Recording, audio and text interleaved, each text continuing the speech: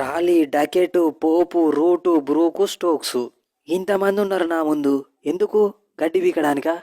మీ ఆరుగురు ఇట్లల్లా కనీసం ఇద్దరైనా కానీ నాకు కాపరేట్ చేసేది ఉంటే ఖచ్చితంగా ఈ మ్యాచ్ని డ్రా అయినే ఇస్తుండే. ఫస్ట్ ఇన్నింగ్స్లో 180, సెకండ్ ఇన్నింగ్స్లో 80. అంతా బొక్కనే.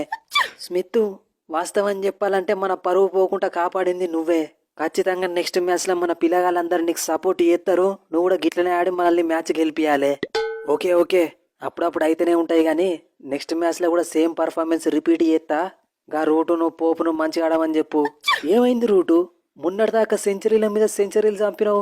టెండూల్కర్ రికార్డులు బ్రేక్ చేసేది నువ్వే అని ఊరుసాటింపు చేసినావు. ఇప్పుడు కనీసం హాఫ్ సెంచరీ కూడా కొట్టలేకపోతాను ఫ్లాట్ పిచ్ల మీద. కొంపదీసిగా నీ పని కూడా అయిపోయినట్టేనైంది.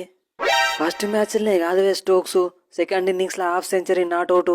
ఒక్క మ్యాచ్లో మంచిగా ఆడకపోయేసరికి ఈ రూటు మీదనే డౌట్ పడతానవా? అయినా కూడా బౌలింగ్లో ఫస్ట్ ఇన్నింగ్స్లో 5 ఓవర్లు వేసి 1 వికెట్ తీసిన, సెకండ్ ఇన్నింగ్స్లో 9 ఓవర్లు వేసి 1 వికెట్ తీసిన. బ్యాటింగ్లో కొద్దిగంత తడబడ్డా గంతే. సరే సరే, నెక్స్ట్ మ్యాచ్లో కంబ్యాక్ ఇస్తే అదే హ్యాపీ.